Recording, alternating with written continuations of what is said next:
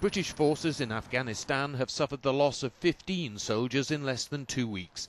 But Prime Minister Gordon Brown insisted progress was being made in the offensive against the Taliban. As the House knows, British troops are today involved in a major military operation, Panther's Claw. We are fighting to bring security to areas in central Helmand, until now beyond the reach of the Afghan government. American forces are engaged in a similar coordinated operation in the south of the province.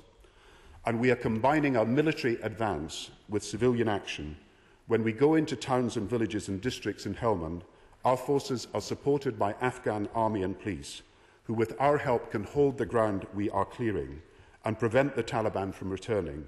Now, Mr. Speaker, it has been a very difficult summer, and it is not over yet. But if we are to deny Helmand to the Taliban in the long term, if we are to defeat this vicious insurgency and by doing so make Britain and the world a safer place, then we must persist with our operations in Afghanistan. I am confident that we are right to be in Afghanistan, that we have the strongest possible plan, and we have the resources needed to do the job. The G8 has laid foundations. The Prime Minister said Britain, with its allies, was conducting a twin-track strategy in Pakistan and Afghanistan. Speaker, let me start with... We published in April our strategy for Afghanistan and Pakistan. We understand very clearly that we have got to have success in both countries if we are to be enabled to deal with the problem of terrorism. We also understand that military action alone, while important and vital, is not sufficient. We need action on the ground with development aid, and we need to train local people to take the responsibilities of security in their areas. And our strategy in Afghanistan and Pakistan is to tackle the terrorist threat.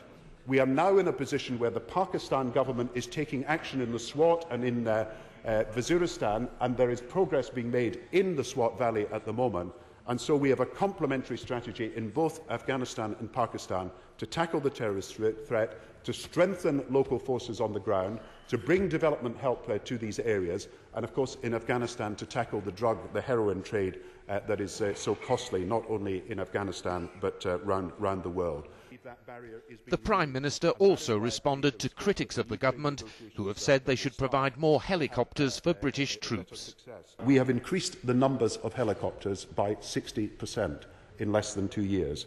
Because we have more crews and because we have made adjustments to these helicopters, we have increased the capability of these helicopters, in other words, the flying hours they can do, by 84%. By the end of this year, the Merlin helicopters, which I saw this morning when I visited RAF Benson, will be on the ground in Afghanistan. In addition, we contract from NATO a lot of helicopters that do work in getting our equipment onto the ground. We have created a helicopter fund so that other people and us can contribute to countries who will provide helicopters, and we will pay for them to be upgraded. And that will create 11 helicopters over the next period of time. We are working very closely with the United States of America on these issues. And, of course, we have set aside $6 billion for future investment, particularly in the new Lynx helicopter over the next 10 years. The new Defence Secretary, Bob Ainsworth, also defended British military tactics. He said battles could not be fought from helicopters. The changes in the way in which the operations are being conducted leads to more ground operations, and these cannot be conducted from helicopters. We have troops at the moment involved in Panchai Palang who are clearing compounds, who are taking on the Taliban in one of their heartland areas. There has been hand-to-hand fighting that has resulted in some of the deaths that we've experienced, sadly, over the last week or so. This cannot be conducted from inside a highly armoured vehicle, and it cannot be conducted from a helicopter. Ministers said the UK government would spend £6 billion on helicopters for the armed forces over the next decade.